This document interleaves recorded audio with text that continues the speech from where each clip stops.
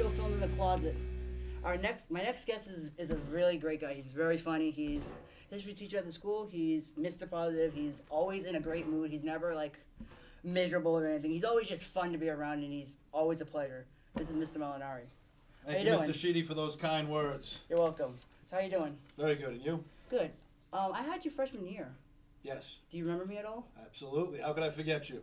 How is that a Group bad studies too. Is that a bad thing? Because usually when teachers can't forget somebody, a kid was like a nightmare. No, you were unique, a unique individual. Define unique, because that... Unique, yeah, fun-loving. You know, you loved history. You were the only kid in all the years that I've taught that actually read All Quiet on the Western Front. Yes, I did. I always recommend it as a bonus activity. You did it. I actually did it, yes, I did. So that was very impressive. So you hard worker and funny. Thank you. Now, in your class, I remember like one day, I don't know what happened, but you kind of just went nuts one afternoon, and you went nuts. You grabbed like this red binder, and you like had like a line of kids up. You like lined up the kids outside. That's right. That was before the new tardy policy. What was the deal with that? So a lot of people were showing up late one day, and I may have gotten a little hot under the collar, and I declared a war on tardies. Mm-hmm. So basically, I just started recording every day. Line up, write your name down, the time you came in the room. I think I had a 3-strike rule. Once you hit 3 tardies, immediate detention. Right. And it ended up working. After a couple of weeks, people stopped showing up late. Well, then again, the classes moved from last mod after lunch to first mod. Do you think that might have been some of the kids just showing up late? Yeah, that's tough lunch? too. You're right. With the lunch in the middle of the mod, it made it, I had to be really efficient in keeping track of the tardies and really cracking down. Now you had them recording a book. Did you have to do anything else? Did you like send them to the office or what? Well, yeah, that's the thing. It was just so I could keep track. And then Just for you? Just for me personally. And then once, if it was excessive, then I would have to report it to an office. Okay, so it wasn't like you just like took their name down and actually went down to the office. You just kind of... No. It wasn't like that. No. Now, the new tardies policy at school, you want to just describe it in your own words? Yeah, the new policy is pretty simple. If you don't show up to class, when that class begins, then you're sent down to the house office, and then they'll determine course of action. You may get punished immediately and have to go to in-house, or potentially get a Saturday school, depending on how many tardies you've piled up. I think it's a pretty good policy. In your opinion, do you think it's been working for your classes? I think it's been working, yeah. I haven't had any issues with tardies this year. You didn't have to break out the orange binder or anything? No orange binder, because now if that door's shut and you're late, you immediately go to the house office and it's dealt with right away. Now, do you think it's that... So no more messy, systems of keeping track of where people are coming and going. So now, do you think this was a little excessive? Because they kind of like went from it's no big deal, kind of like a high level of going to the suspension room. Yeah, well, no, I don't. I mean, I think that the number of tardies were excessive. So it required a policy that may be considered excessive to correct it. But I do think that it's working. What do the rest of the history teachers think? I think they would agree. Yeah. Okay. Now, how was the first day with a lot of people now obviously you had to make an exception. Yeah, no, the first day of school. Obviously you had to make an exception with freshmen. Of course, yeah. But what about your sophomore classes? Did you really crack on them or? I mean, the first couple days you got to kind of let everyone know about the policy, and then once people are aware of it, then you got to enforce it. Okay. Now I think the math teacher are a little more harder than the history guys because you guys are all kind of fun and you're relaxed. I think. Well, I'm hoping that everyone's enforcing it uniformly across different disciplines, but... Well, it's just my opinion that the math teachers always seem to be harder on kids than anybody else in the building because they're very serious. They always... You never heard of that? Never heard that? Anybody say that? Well, I mean, I like to think that we're all serious. I don't want to think that the history teachers, the history department, we're just out of control. We don't enforce any of the rules, Right. Okay, now... I remember the first day that I had your class. Yeah.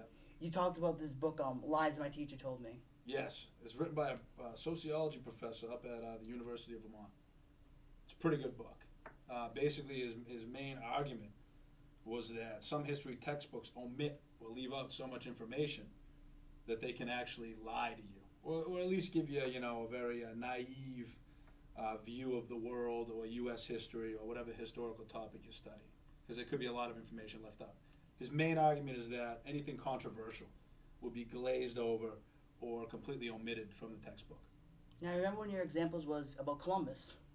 Yeah, he really went off on the story of Christopher Columbus, and how it was a one-sided story, very Eurocentric, focusing on the European aspects of Columbus's voyage.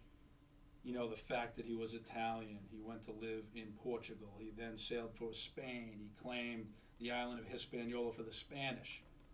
And then it completely left out the story of what happened after Spanish colonization of the islands, the massacre of Native Americans, right, for example. So that's what he was trying to accomplish. He wanted a more balanced view of history. Look at both sides, not just the winners, but the losers as well. So kind of like a bottom-up history, instead of just the top-down. Right.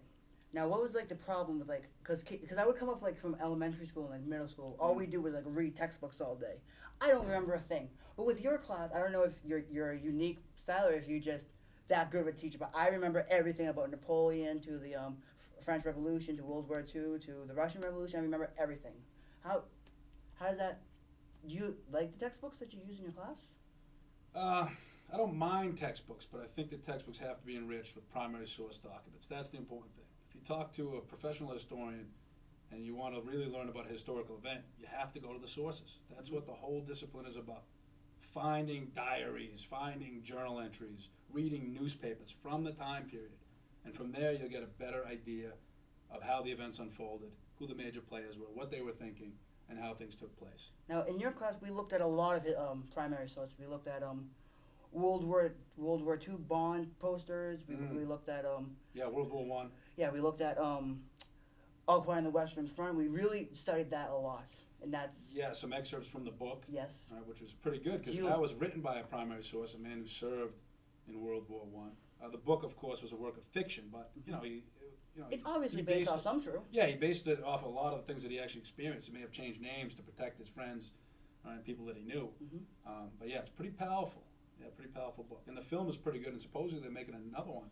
Yeah, here's what it's going to be coming out in a I couple read years. this online the other day. Here's what I read. Warner Brothers is making it. All right. It's going to be in 3D. Really? It's going to be in 3D. So that could be kind of scary since you know what World War I is like. If they make it true to the book, it's going to be tough to watch. Yes. And apparently, this is pretty funny, I think.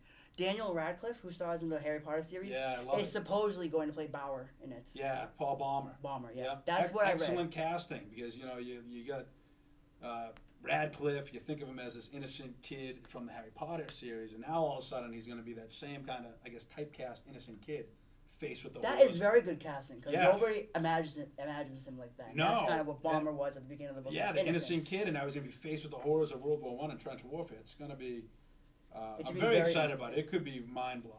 A very good film. It really could be. But time will tell. I haven't seen it yet. Now, do you know what the first film was rated? Because this one might be a little more graphic and gory. I believe they made one in the 30s. Yeah, it's black and white. And I'm not sure what the rating was on that. But then the second one, the 70s. That was a TV movie for CBS. Oh, I'm not familiar with that. There's one that you showed us, a colored one.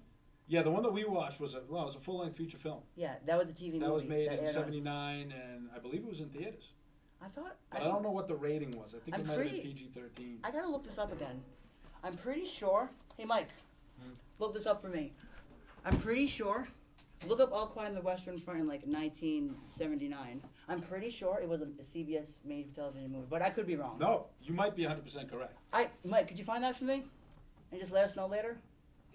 Okay. That's the beauty of these smart devices nowadays. Yeah, anything you want, you can just look it up. Yeah.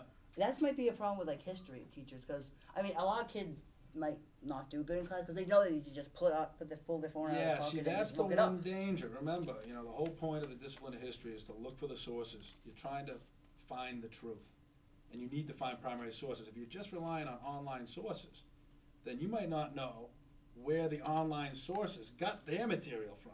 So did they actually consult primary sources to construct a website or a presentation? That's why it's very important to cite sources, figure out, are these actual primary sources? All right. Right. Now, this is very interesting, I think. Your entire family, your father and your brother, all work in MHS. Yes. How did all of you guys land here?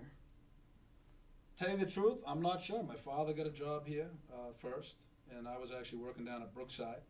And then a position. Brookside? I worked at Brookside for about a year. Were you kindergarten or what were you? Yeah, I was working in the special ed department. So I was there for about a year. And then a position opened up here, so I applied. And I got the job. Now, why did you switch? The rest is history. Yes. Now, why did you switch from special education in elementary school to high schoolers? Good That's like a big jump. That is a big jump. My degree is in history, and my license is in history. So that's really where I always wanted to be. Right? But I did start in special ed. Okay. Now, what? Now you don't have a degree for that. What's state law? I don't understand state laws, but you could probably explain it better. Yeah, How well, can- that's why I'm a history teacher now. Yeah. Okay. So basically, they kicked you out because you don't have. No, a well, grade. you don't get No. kicked out, but, you know, I was serving as in an aid capacity, not as like a full-time special education teacher. All right. Then you came. Then your brother just kind of like followed his older brother. I guess you could say that. Yeah, I guess. Following in the brother's footsteps. Right. Now, has your father always been a history teacher or No, a science teacher No, my father used to be a microbiologist. He worked at a landmark medical center in Boston? in Woonsocket, Rhode Island. Huh. So it's kind of interesting. When I was a kid, you know, I can always remember he'd take me into the lab and we'd look through the microscope and see all the slides of blood work and whatnot when they were testing for certain bacteria and everything Yeah. else. Do you remember much science? Which one are you looking for, 1930 or 1970? 1979, the colored one, because that one was in theaters. Okay. And I think it came back in like the 50s too to the theaters, like a re-release. Yeah, they made a couple, so I'm really excited about seeing this particular film, Mhm. the new one. Okay, now, why did your father decide to switch and become a teacher?